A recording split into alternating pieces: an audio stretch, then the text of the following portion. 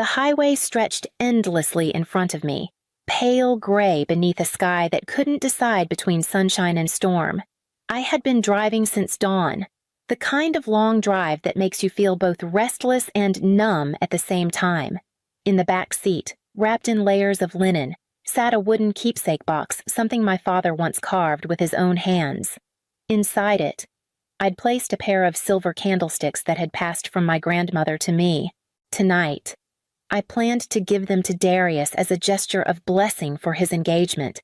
My brother's house was 12 hours away, but I told myself the distance was nothing compared to the years we had once shared. When we were children, there had been no miles between us. I remembered sitting on the banks of Pine River with fishing poles too big for our hands, daring each other to catch the first perch.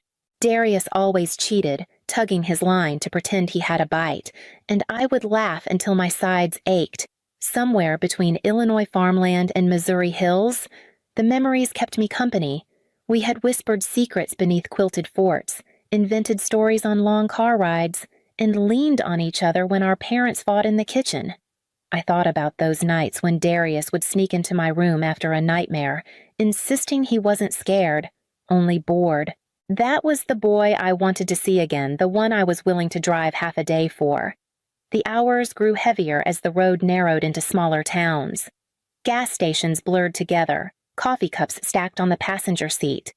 My shoulders ached, but my chest carried a stubborn hope. Whatever distance time had built between us, I believed this dinner could be a bridge. An engagement was more than a milestone. It was the start of a new family, a chance to remember the old bonds that mattered.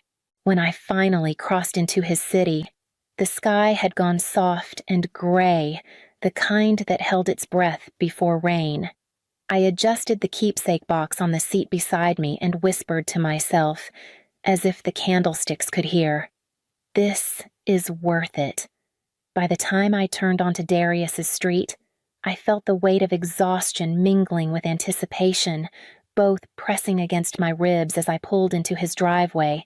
The neighborhood was quiet when I pulled into the driveway, the kind of place where every lawn looked clipped to the same length, where porches carried identical wreaths.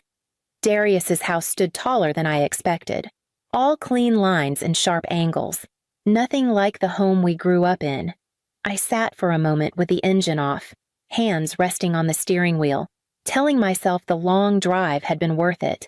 The wooden keepsake box felt heavier when I lifted it from the seat. I straightened my shoulders, walked up the steps, and knocked.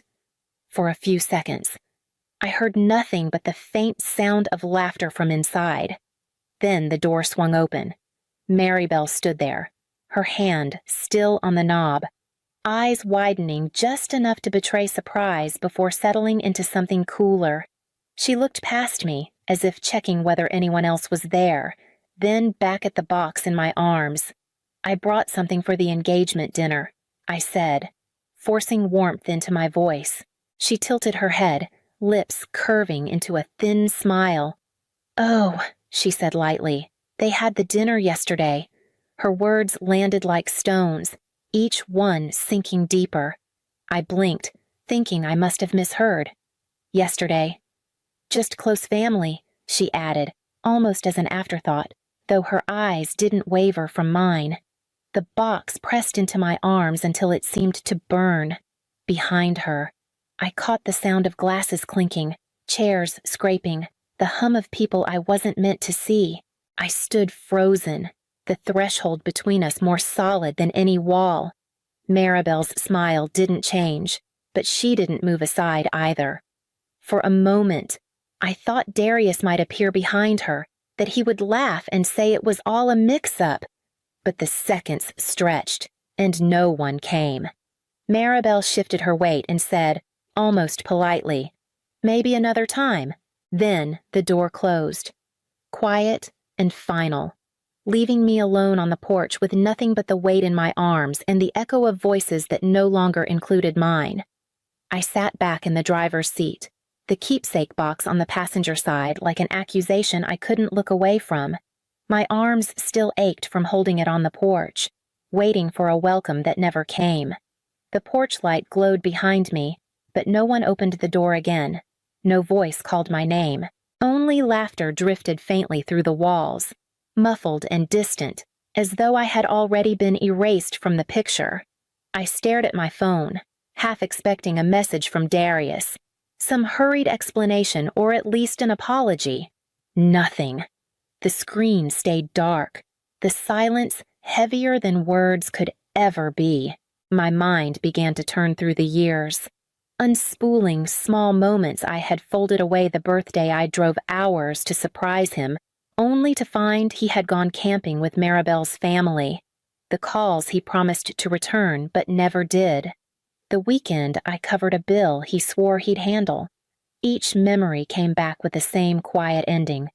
Me waiting, him absent. I started the engine and pulled away, the sound of tires on gravel filling the space where conversation should have been. The streets blurred into sameness, houses trimmed in perfect symmetry, families gathered behind curtains. Each lighted window was a reminder of where I didn't belong. By the time I reached the edge of town, the highway stretched out like a dark ribbon, leading me nowhere in particular. I couldn't face the long drive home that night, not with the box still unopened beside me. I pulled into a roadside motel, its neon sign buzzing weakly against the dusk. Inside the room, the silence stayed with me. I set the box on the table, untouched, and lay back on the stiff mattress. My eyes stayed open, tracing cracks on the ceiling, as old memories pressed against the rejection still raw in my chest. What once had been laughter and secrets between siblings was now only the sound of a door closing, leaving me with nothing but quiet I hadn't chosen.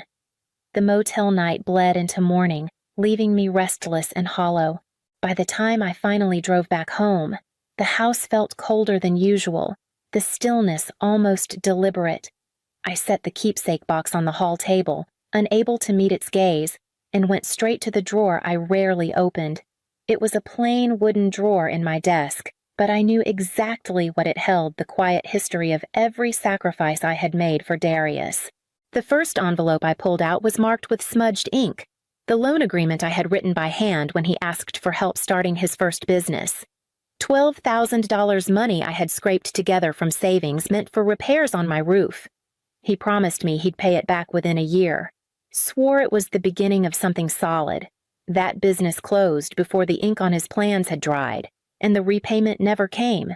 Beneath it was another stack of papers, property tax notices stamped in red. The year he called nearly in tears because he and Maribel were about to lose the house in Flagstaff.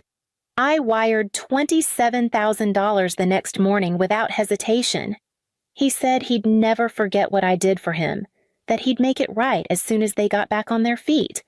I never mentioned it again, even as the months turned into years.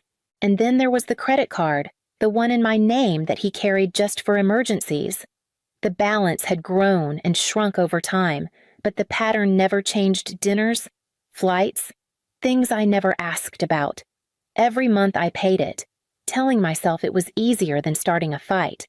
I laid the papers across the desk, one by one, the numbers staring back like a tally of misplaced trust. Each promise echoed in my mind. I'll pay you back. I won't forget this. You won't regret it. Yet, here I was, sitting in a quiet house, the drawer open like a confession, the papers blurred in front of me, and for the first time in years, I wondered if my devotion had not only cost me money, but the very respect I thought it had earned. That evening, I sat at the kitchen table with the documents still spread before me. The numbers no longer looked like help. They looked like chains I had willingly clasped around my own wrists. The thought made my stomach turn. I picked up the credit card and held it in my hand. The plastic felt worn, the edges softened from years of being pulled from his wallet, swiped at counters I'd never see, paying for meals I'd never taste. My name was printed across it, yet it had never really belonged to me. I reached for the phone and dialed the number on the back. The voice on the other end was polite, efficient, asking me to confirm my decision. Yes, I said, steady and clear. Cancel it. Effective immediately. A few keystrokes later, the line went silent, and so did the weight I hadn't realized I was carrying. I sat back in the chair, the air around me sharper, freer. For years I had told myself that sacrifice was love, that covering his debts, bailing him out, keeping the card open, all meant I was a good sister. But love twisted into obligation stops looking like love at all. It starts looking like weakness. The house was quiet, the kind of quiet that used to press in on me after Thomas passed. Tonight, it felt different, less hollow, more like space being returned to me. I thought about the years I'd equated devotion with silence, the times I let guilt dictate my choices. Maybe respect had never been missing from him. It had been missing from me. When I finally went to bed, I expected the churn of regret to keep me awake. Instead, I closed my eyes and drifted quickly into sleep, my chest unburdened. For the first time in weeks, maybe months, I slept without dreaming of doors shutting in my face. By morning, I woke to a clarity I hadn't known I was capable of carrying. 5 days passed before the phone finally rang. I was trimming the last of the late summer roses in the garden when I saw Darius's name flash across the screen. For a moment, I simply watched it ring, remembering all the times I had called him only to be ignored. This time, I let it buzz twice before I answered. "Elowen," he said, his voice sharp and uneven. "The card doesn't work. Did you forget to pay?" There was no greeting, no pause, just panic pressed into words. I could hear voices in the background, Maribel, urgent and clipped, and the muffled sound of someone knocking, perhaps a vendor at the door. A baby wailed somewhere in the house. Papers shuffled. The edges of his world sounded frayed, unraveling. I tried it 3 times. He continued, breath quick. They said it was declined. "We've got bills here, people waiting. What's going on?" I felt the moment settle over me like a still pond.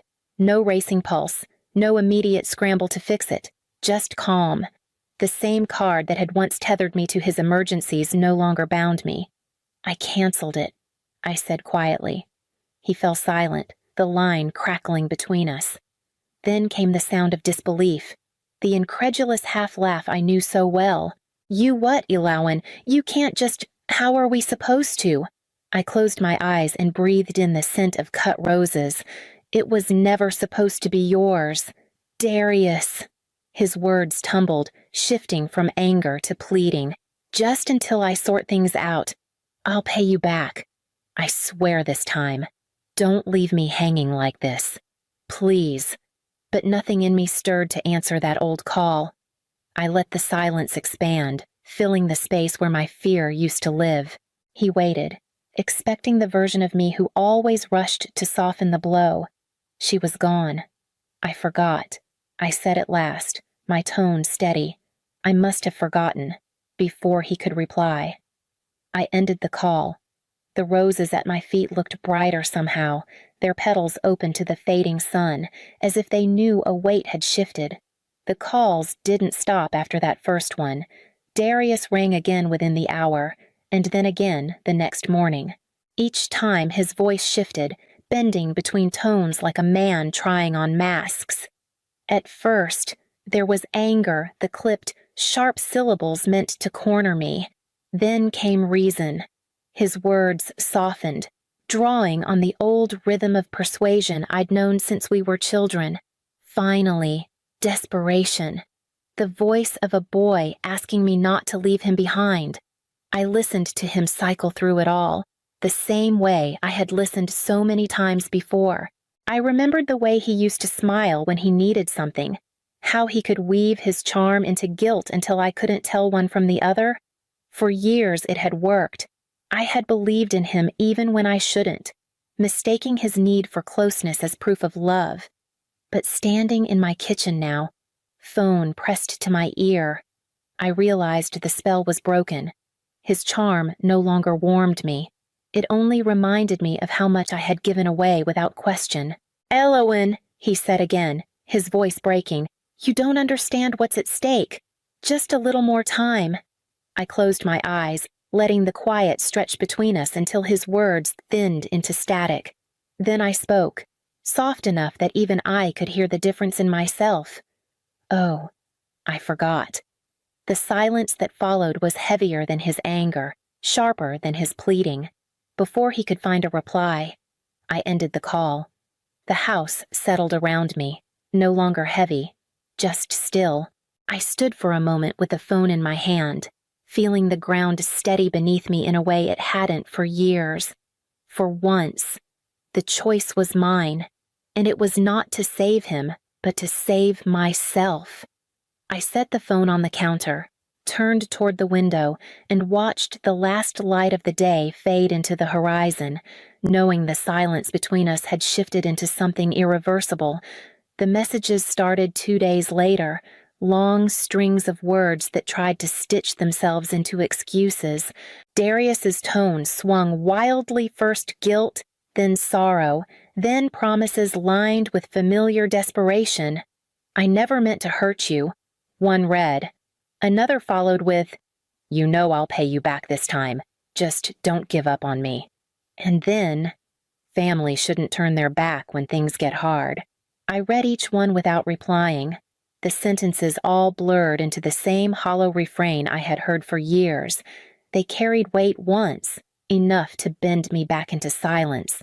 Now they sounded thin, like echoes bouncing in an empty room. When I opened my phone to distract myself, Maribel's world appeared bright and polished across the screen. Photos of dinner parties, glasses raised high, her captions full of joy. She tagged Darius in every one, their smiles flawless, their table crowded. There was no sign of bills unpaid, no trace of calls left unanswered, no shadow of the panic I had heard in his voice. It was a performance, as much for themselves as for anyone watching. They could erase me from the story with a smile. Just as they had shut the door in my face, the thought no longer pierced me. It clarified. Their love had never been love without strings. It had been a leash, looped tighter each time I gave. I set the phone down and let the silence return. For the first time, it didn't feel like abandonment. It felt like distance I had chosen. The keepsake box still sat untouched on the hallway table, its polished wood catching the afternoon light. I brushed my hand over it and felt no urgency to deliver it anymore. It was mine until I decided otherwise. Outside, the air carried the crisp edge of approaching autumn, and I realized the season was shifting around me as surely as I was shifting within it. The life I had lived at their mercy was closing like a chapter, and something steadier was beginning to take its place. The weeks that followed moved with a quieter rhythm. Without Darius's card charges slipping into my statements, I saw numbers I hadn't seen in years. What had once been swallowed by his debts now belonged to me again, and the shift felt like opening a window in a room I hadn't realized was suffocating. The first choice I made was practical. I sent an extra payment toward my mortgage, watching the balance drop with a satisfaction that had nothing to do with numbers and everything to do with control. Each payment was a small declaration that this house, this roof, was mine because of my effort, not because I had left myself second to someone else's needs. The second choice was for joy. I signed up for an art class at the community center, something I had always postponed because there wasn't money to spare. I walked into that bright room on a Thursday evening, the smell of paint and clay filling the air, and took a seat among strangers who carried their own quiet longings. Holding a brush in my hand again felt like reclaiming a part of myself I had set aside too long. The third choice was for others. I wrote a check to the women's shelter downtown, anonymous and quiet, no need for recognition. I knew what it felt like to give without being seen. But this time it wasn't about being erased. It was about standing with people who deserved to know they weren't alone. Each act was small on its own, but together they felt like a new balance being drawn. What had once been taken without thanks was now building something solid, something that belonged entirely to me. And as autumn deepened, I found myself ready for what came next. The call came late, long after the house had settled into its familiar stillness. Darius's voice was low, heavy with something that might have been regret, though I couldn't be sure. He stumbled through words about mistakes, about pressures I couldn't understand, about wanting to make things right. I let him speak, my silence no longer a cage but a boundary. When he finally paused, waiting for me to soften, I said only that I heard him. I didn't offer more. After we hung up, I walked to the hallway where the keepsake box still rested. For weeks it had sat in plain sight, a reminder of what I had meant to give him, what I had once believed would carry our family's history forward.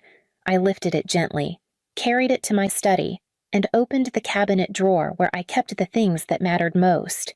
Sliding it inside, I locked the drawer with a small brass key.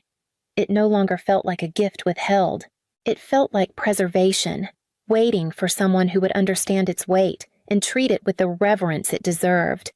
I stood there for a moment, hand resting on the drawer, realizing that legacies aren't inherited by blood alone. They are earned by respect, guarded by care, and passed on to those who prove worthy of holding them. For years, I had equated family with obligation, love with sacrifice, silence with loyalty. Now I saw them for what they were, choices I could make differently. And in that realization, I felt the ground beneath me steady. I turned off the light in the study and walked toward the quiet of my room, carrying with me not loss, but a new certainty of what it meant to belong.